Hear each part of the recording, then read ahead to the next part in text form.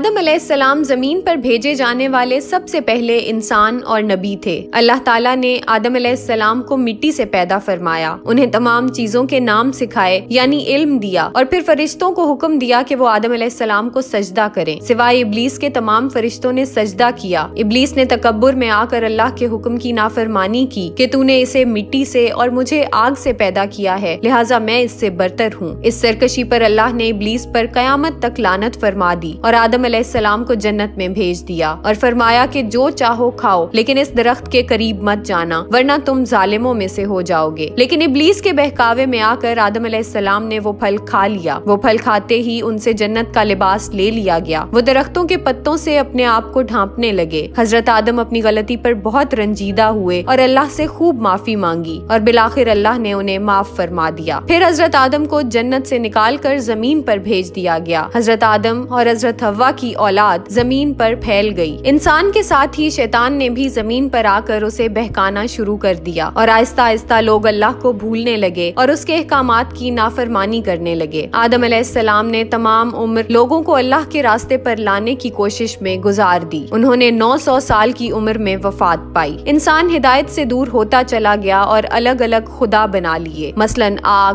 ہوا، سورج اور بتوں کو پوجنے لگے۔ پھر حضرت نوح علیہ السلام تشریف لائے جو 950 سال لوگوں کو اللہ کی طرف بلاتے رہے اور اللہ کے عذاب سے ڈراتے رہے۔ آخر ان کی قوم ان سے تنگ آ گئی اور کہا کہ جس عذاب سے تم ہم کو ڈراتے ہو وہ لے آؤ۔ پھر اللہ نے حضرت نوح کو حکم دیا کہ ایک کشتی بناؤ اور اس میں ان تمام لوگوں کو سوار کر لو جو تم پر ایمان لے آئے ہیں، کیونکہ اب اور کوئی ایمان نہیں لائے گا، اور ان کے علاوہ تمام جانوروں کا ایک ایک جوڑا بھی اس میں سوار کر لو۔ حضرت نوح نے اللہ کے حکم کے مطابق ایسا ہی کیا۔ پھر آسمان سے کئی دن لگاتار بارش ہوتی رہی اور اس طوفان سے ہر طرف تباہی مچ گئی۔ تمام نافرمان لوگ ہلاک ہو گئے سوائے ان لوگوں کے جو کشتی میں سوار تھے اور حضرت نوح پر ایمان لائے تھے۔ اور پھر زمین پر نوح علیہ السلام کی امت سے نسل انسانی پھر سے چلی۔ شیطان نے اپنا کام جاری رکھا اور انہیں بہکانا شروع کر دیا۔ لوگ اللہ کو پھر سے بھولنے لگے۔ انسانوں کی ہدایت کے لیے پھر اللہ نے حضرت ہود علیہ السلام کو بھیجا۔ ان کی قوم کو قوم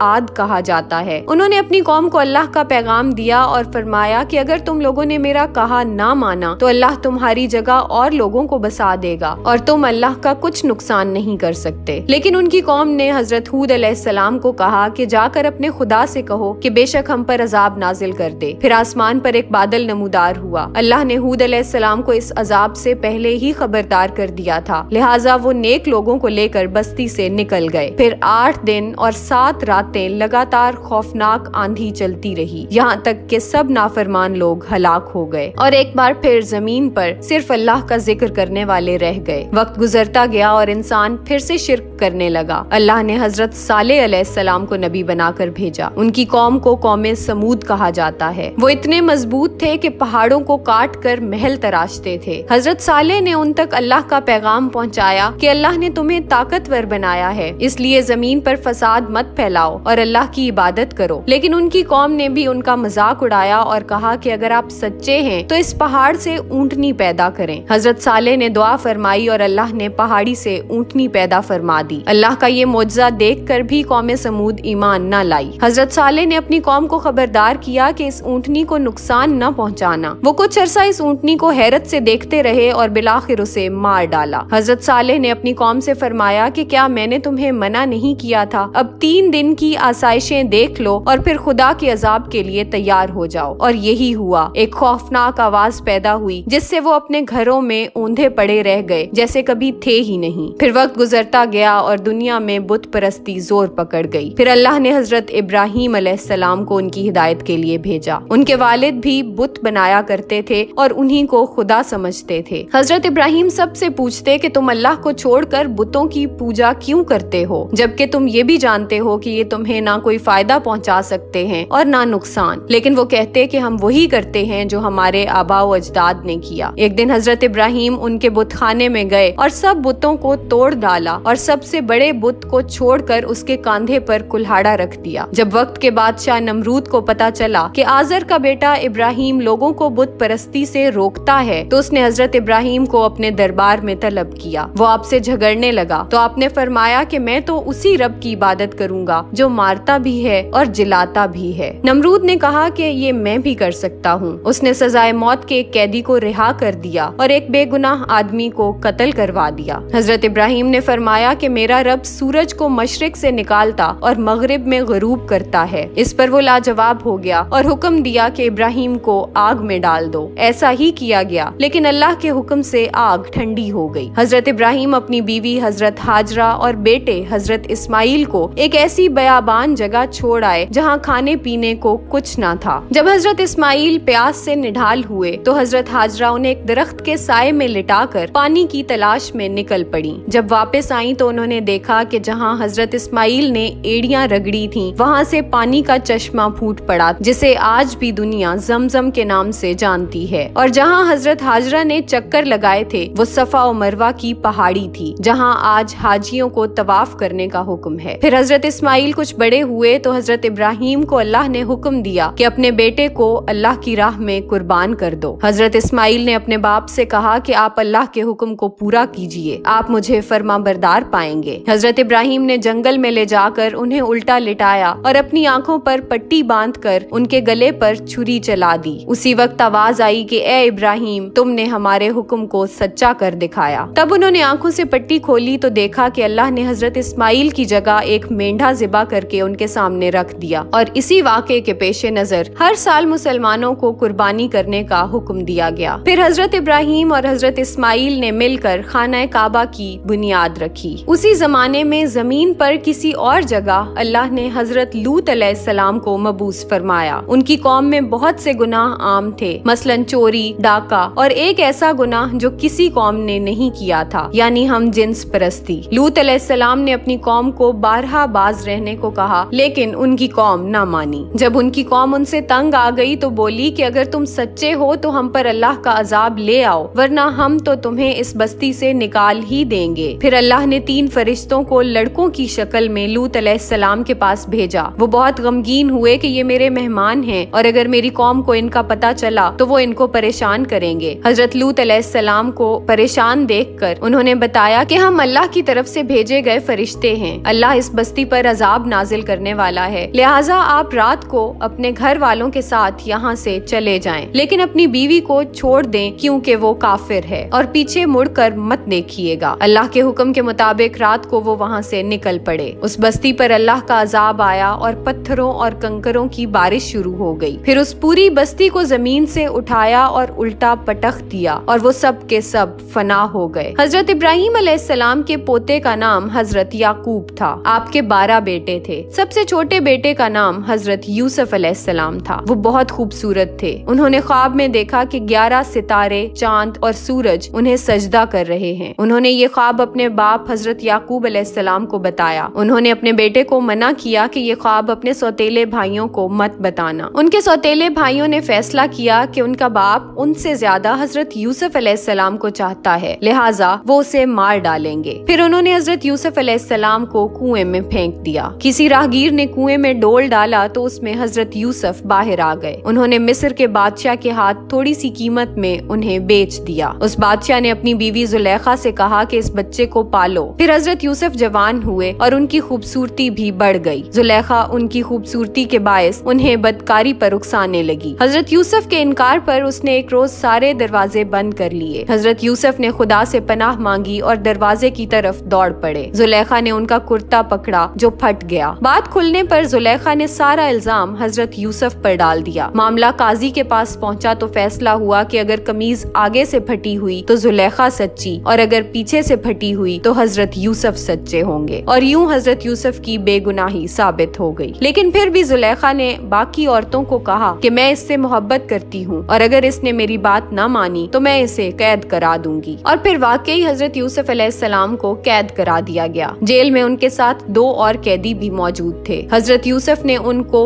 उनके ख्वाब की ताबीर बताई जो सच साबित हुई। ये बात जब बादशाह तक पहुंची तो उसने भी अपना ख्वाब सुनाया। हजरत यूसुफ ने उसकी भी ताबीर बताई और अल्लाह के हुक्म से वो भी सच साबित हुई। उसके बाद हजरत यूसुफ मिस्र के बादशाह बन गए। फिर इलाके में कहत पड़ गया। ये कहत उस जगह भी पड़ा जहाँ हजरत याकूब और उनके 11 बेटे रहते थे। हजरत याकूब ने अपने बेटों को गल्ला लेने के लिए मिस्र के बादशाह के दरबार में भेजा। जब वो गल्ला लेने आए तो हजरत यूसुफ ने उन्हें पहचान लिया। तब हजरत یوسف نے ان سے پوچھا کہ تم نے یوسف اور اس کے بھائی کے ساتھ کیا سلوک کیا تھا؟ تب بھائیوں نے حضرت یوسف کو پہچان لیا۔ جب انہیں معلوم ہوا کہ ان کا بھائی اب مصر کا بادشاہ بن گیا ہے تو انہوں نے بہت معافیاں مانگی۔ حضرت یوسف نے فرمایا کہ اللہ تمہیں معاف فرمائے گا۔ پھر انہوں نے اپنے باپ حضرت یعقوب کا حال دریافت کیا تو پتہ چلا کہ ان کی بینائی کھو گئی ہے۔ حضرت یوسف نے یہ سن کر اپنا کرتا دیا اور فرمایا کہ یہ میرے باپ کے چہرے پر رکھنا تو ان کی بینائی واپس آ جائے گی، اور ایسا ہی ہوا۔ پھر سب بیٹوں نے باپ سے اپنے کیے کی معافی مانگی اور سب حضرت یوسف کے پاس پہنچ گئے۔ حضرت یوسف ایک عرصے تک اللہ کا پیغام لوگوں تک پہنچاتے رہے۔ پھر آپ کی وفات ہوئی اور آپ کی قبر مبارک بھی مصر میں ہی ہے۔ وقت گزرنے کے ساتھ ساتھ لوگ پھر سے بت پرستی میں پڑ گئے۔ مدین نام کے ایک شہر میں لوگ تجارت کیا کرتے تھے اور ناپ تول میں ہیر پھیر کرتے تھے۔ اللہ نے ان کے پاس اصلاح کے لیے حضرت شعیب کو بھیجا۔ آپ نے اس قوم کو ایمانداری اور عدل کی تبلیغ کی، اللہ کی وحدت کا درس دیا اور فساد سے باز رہنے کا حکم دیا۔ لیکن ان کی قوم نے ان کو جھٹلایا اور کہا کہ اگر تم سچے ہو تو آسمان سے ہمارے لیے پتھر برساؤ، اور ایسا ہی ہوا۔ شعیب علیہ السلام اور نیک لوگوں کو چھوڑ کر باقی سب پر اللہ کا عذاب آیا اور وہ سب فنا ہو گئے۔ وقت گزرتا گیا اور فرعون نام کا ایک ظالم شخص مصر کا بادشاہ بن گیا۔ اس قوم کو بنی اسرائیل کہا جاتا تھا۔ فرعون کو نجومیوں نے بتایا کہ بنی اسرائیل میں ایک بچہ پیدا ہوگا جو تمہیں تباہ کر کے اپنی قوم کو بچا لے گا، لہٰذا اس نے حکم دیا کہ ہر گھر میں لڑکے پیدا ہوتے ہی قتل کر دیے جائیں اور لڑکیاں چھوڑ دی جائیں۔ تبھی ایک گھر میں موسیٰ علیہ السلام نے جنم لیا۔ ان کی والدہ نے قتل کے ڈر سے انہیں ایک صندوق میں بند کر کے دریا میں ڈال دیا۔ فرعون کی بیوی نے دریا کنارے صندوق دیکھا تو اسے کھولا اور اس بچے کو نکال کر محل میں لے گئی۔ اس نے فرعون سے کہا کہ اسے قتل مت کرو، اور اس طرح موسیٰ علیہ السلام کی پرورش فرعون کے محل میں ہوئی۔ ایک روز انہوں نے ایک لڑائی دیکھی جہاں کسی دوسرے قبیلے کا شخص بنی اسرائیل کے ایک آدمی کو مار رہا تھا۔ آپ نے غصے میں اسے کچھ مارا جس سے اس کی جان نکل گئی۔ معاملہ بگڑ گیا اور لوگوں نے کہا کہ بنی اسرائیل کے ایک شخص نے ہمارے قبیلے کے بندے کو مار ڈالا، لہٰذا اسے بھی مار ڈالو۔ حضرت موسیٰ وہاں سے بھاگ کر حضرت شعیب کے شہر مدین میں پہنچ گئے۔ وہاں انہوں نے دیکھا کہ ایک کنویں سے لوگ پانی لے رہے ہیں، لیکن دو لڑکیاں برتن لیے کونے پر بیٹھی ہیں۔ حضرت موسیٰ کے پوچھنے پر انہوں نے بتایا کہ ہمارے باپ بہت بوڑھے ہیں، لہٰذا ہم ان سب کے ہٹنے کا انتظار کر رہی ہیں۔ آپ نے ان کی مدد کی، اور وہ دونوں دراصل حضرت شعیب کی بیٹیاں تھیں۔ وہ حضرت موسیٰ کو گھر لے گئیں۔ حضرت موسیٰ نے حضرت شعیب کو سارا قصہ سنایا تو انہوں نے انہیں تسلی دی کہ اب تم محفوظ ہو اور اللہ نے تمہیں ان ظالموں سے بچا لیا ہے۔ حضرت موسیٰ نے 8 سال حضرت شعیب کے پاس گزارے۔ حضرت شعیب کی بیٹی سے ان کا نکاح ہوا۔ دونوں میاں بیوی وہاں سے چل پڑے۔ راستے میں ایک جگہ آگ جلتی نظر آئی تو آپ نے اپنی بیوی سے کہا کہ تم رکو اور میں آگ لے کر آتا ہوں۔ جب وہ آگ کے پاس پہنچے تو ایک درخت سے آواز آئی کہ مبارک ہے وہ جو اس آگ میں ہے، اپنے جوتے اتار دو، میں جہان کو پالنے والا اللہ ہوں اور تمہیں پیغمبری کے لیے چن لیا ہے۔ میری یاد کی خاطر نماز کی پابندی کرو اور بے شک قیامت آنے والی ہے۔ پھر اللہ نے انہیں دوسرا معجزہ بھی عطا کیا کہ لاٹھی زمین پر ڈالنے سے سانپ بن گئی، اور پھر تیسرا معجزہ عطا کیا یعنی اپنا ہاتھ بغل میں ڈال کر نکالا تو وہ چمکنے لگا۔ ان نشانیوں کے ساتھ اللہ نے موسیٰ علیہ السلام کو فرعون کے پاس واپس بھیجا۔ موسیٰ علیہ السلام نے کہا کہ میں نے وہاں ایک شخص کو قتل کیا تھا، مجھے ڈر ہے کہ فرعون مجھ پر غضبناک ہوگا، اس لیے اے اللہ تو میرے بھائی ہارون کو میرے ساتھ بھیج تاکہ میں طاقتور ہو جاؤں، اور ایسا ہی ہوا۔ ان دونوں بھائیوں نے مصر میں جا کر فرعون سے کہا کہ اللہ نے ہمیں بھیجا ہے کہ تو بنی اسرائیل کو نہ ستا اور انہیں ہمارے ساتھ بھیج دے۔ اس نے پوچھا کہ تمہارا اللہ کون ہے؟ موسیٰ علیہ السلام نے جواب دیا کہ وہی جو اس جہان کو پیدا کرنے والا ہے، جو تیرا اور میرا پالنے والا ہے، اور میں اس کی نشانیاں لے کر آیا ہوں۔ جب وہ تنگ آ گیا تو اس نے دربار میں جادوگروں کو بلوایا جنہوں نے زمین پر رسیاں پھینکی جو نظر بندی سے سانپ دکھنے لگی۔ پھر موسیٰ علیہ السلام نے اپنی لاٹھی ڈالی تو وہ ایک اژدہا بن گئی اور باقی سب سانپوں کو نگل گئی۔ یہ دیکھ کر سب جادوگر سجدے میں گر پڑے کہ ہم موسیٰ اور اس کے رب پر ایمان لائے۔ فرعون نے ان کو بہت تکلیفیں دی، یہاں تک کہ ان کے ہاتھ بھی کٹوا دیے، لیکن وہ اپنے دین سے نہ ہٹے۔ لیکن فرعون کی قوم پھر بھی ایمان نہ لائی۔ ہاں جب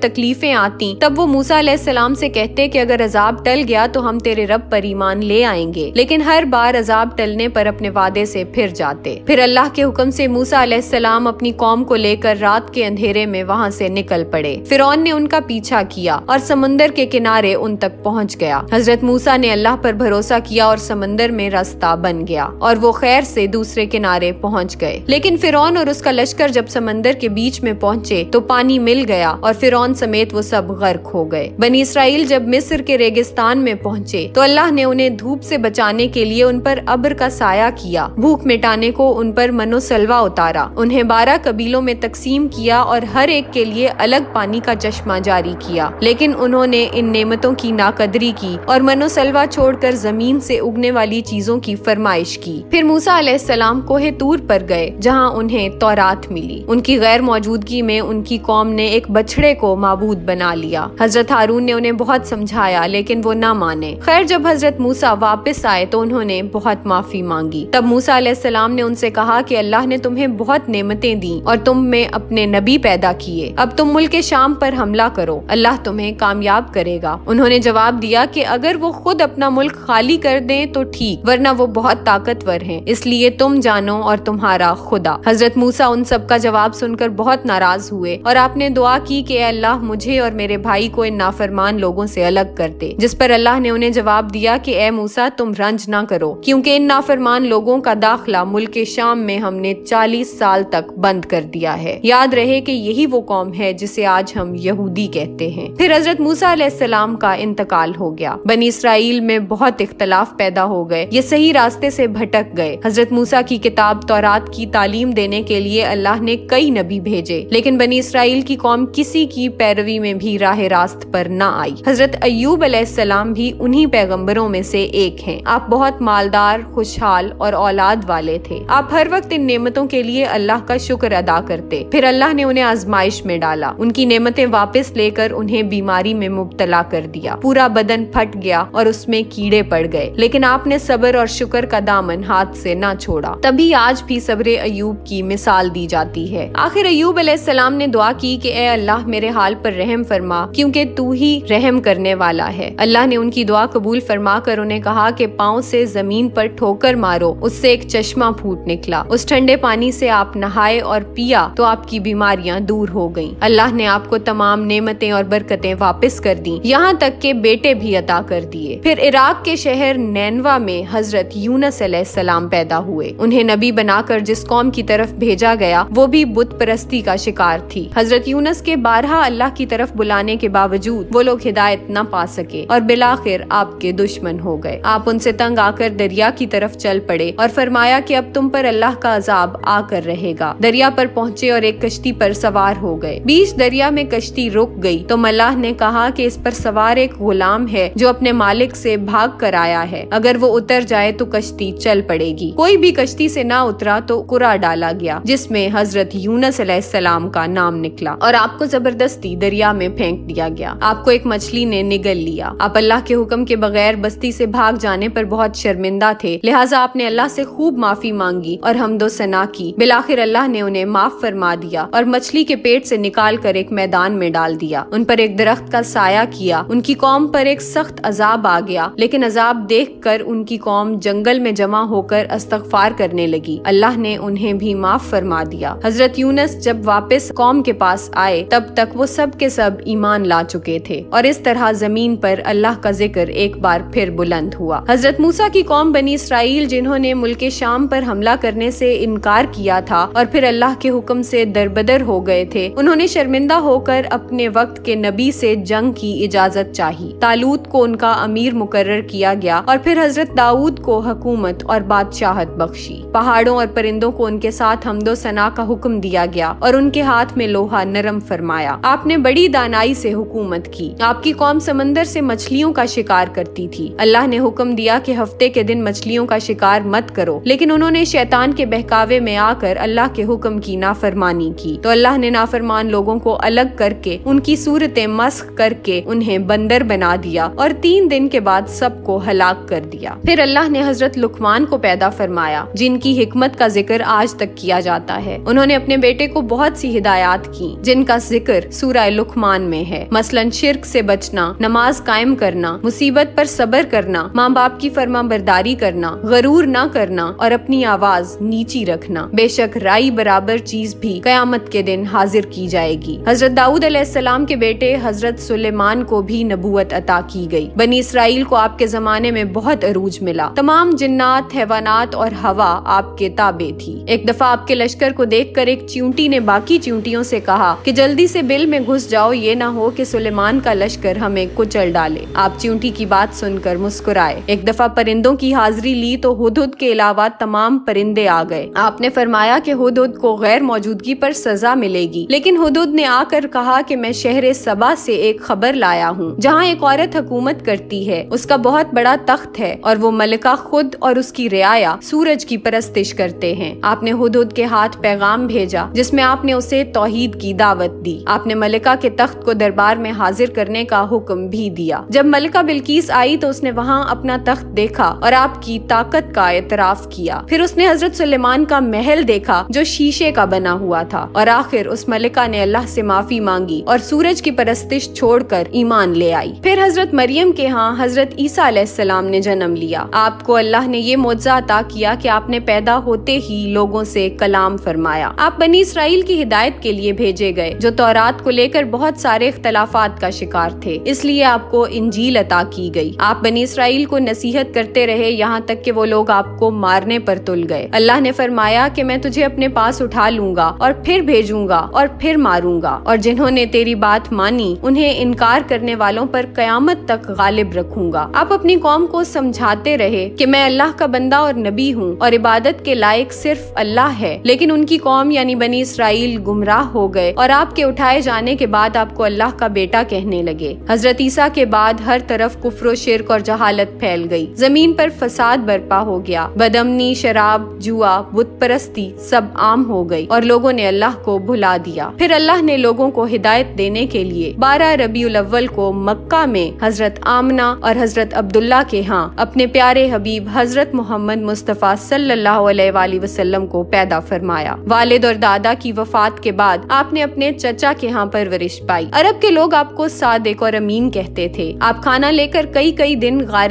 ہرا میں قیام فرماتے اور اللہ کی عبادت کرتے۔ 40 برس کی عمر میں آپ غار ہرا میں عبادت میں مشغول تھے جب آپ کو نبوت عطا کی گئی اور حضرت جبرائیل تشریف لائے اور سورہ الگ کی آیات تلاوت کی۔ اس طرح آپ پر قرآن پاک نازل ہوا۔ آپ نے اللہ کی توحید کا پیغام عرب کے بت پرست لوگوں تک پہنچانا شروع کیا اور وہ آپ کے دشمن ہو گئے، لیکن سب سے پہلے اسلام قبول کرنے والوں میں حضرت خدیجہ، حضرت علی، حضرت زید بن حارث اور حضرت ابوبکر صدیق شامل تھے۔ انہوں نے اللہ کے دین پھیلانے میں آپ صلی اللہ علیہ وآلہ وسلم کی بہت مدد کی۔ اسی دوران قرآن پاک کا نزول بھی جاری رہا جس میں پچھلی تمام امتوں کا اپنے نبیوں سے سلوک اور ان پر نازل ہونے والے عذاب کا ذکر بھی کیا گیا۔ اسی طرح آپ صلی اللہ علیہ وآلہ وسلم نے بھی بہت صعوبتیں برداشت کی۔ عرب کے جاہل لوگ یہ کہتے تھے کہ یہ کیسا پیغمبر ہے جو ہماری طرح سڑکوں بازاروں پر چلتا پھرتا ہے۔ پھر آپ کو معراج کا معجزہ عطا ہوا جس میں آپ کو مسجد اقصیٰ سے 7ویں آسمان تک جانے کا شرف حاصل ہوا۔ جب ایک رات آپ سو رہے تھے تو آب زمزم سے آپ کے قلب کو دھویا گیا، آپ کو براق پر سوار کیا گیا، بیت المقدس لے جایا گیا، مسجد اقصیٰ میں آپ نے تمام انبیاء کی امامت فرمائی۔ پھر آپ آسمانوں کی سیر کرنے گئے، وہاں سے سدرۃ المنتہا پر لے جایا گیا۔ پھر ایک مقام آیا جہاں جبریل علیہ السلام نے کہا کہ یا رسول اللہ اگر اس سے آگے میں بڑھا تو میرے پر نور سے جل جائیں گے۔ وہاں سے آگے آپ نے اکیلے سفر کیا اور آپ نے اللہ سے ملاقات کی، جنت اور جہنم کا نظارہ کیا۔ آپ کو تحفے میں نماز، روزہ اور سورہ بقرہ کی آخری آیات دی گئیں۔ آپ نے معراج کا واقعہ سنایا تو سب سے پہلے حضرت ابوبکر نے آپ کا ساتھ دیا اور وہیں سے آپ کو صدیق کہا جانے لگا۔ جب کفار نے بہت تنگ کیا اور آپ کو قتل کرنے کا منصوبہ بنایا تو آپ نے لوگوں کی امانتیں حضرت علی کے سپرد کی اور اپنے صحابہ کے ساتھ وہاں سے ہجرت فرمائی۔ آپ نے غار ثور میں پناہ لی۔ جب کافروں نے آپ کو گھر پر نہ پایا تو آپ کا پیچھا کرتے ہوئے غار ثور تک پہنچے۔ تب وہاں مکڑی نے جالا بنایا اور ایک کبوتر کے جوڑے نے انڈے دیے جس سے کافروں کو گمان ہوا کہ یہاں کوئی موجود نہیں ہے۔ 3 دن کے بعد آپ مدینہ تشریف لے گئے۔ 10 سال بعد جہاد فرض ہوا۔ رمضان میں آپ نے 313 صحابہ کے ساتھ مل کر 1000 کے مشرکین کے لشکر کے ساتھ جنگ کی جسے غزوہ بدر کہا جاتا ہے۔ اس میں مسلمانوں کو اللہ کی مدد سے فتح ہوئی۔ اس کے 1 سال بعد غزوہ احد ہوئی جس میں 70 مسلمان شہید ہوئے۔ پھر غزوہ خندق ہوئی جو یہودیوں کے خلاف لڑی گئی۔ پھر 6 ہجری میں قصہ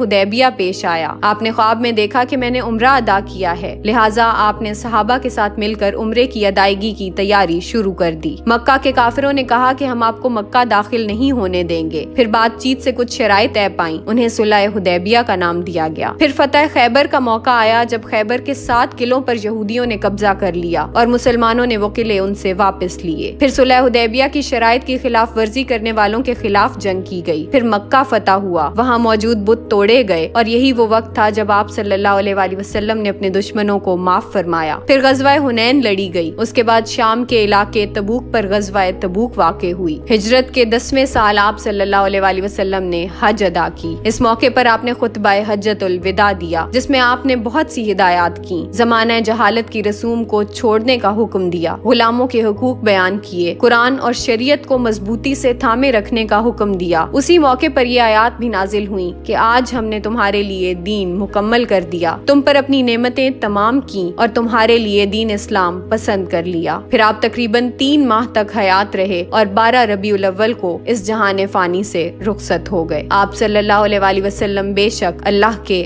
آخری نبی ہیں اور آپ کے بعد قیامت تک کوئی نبی نہیں آئے گا۔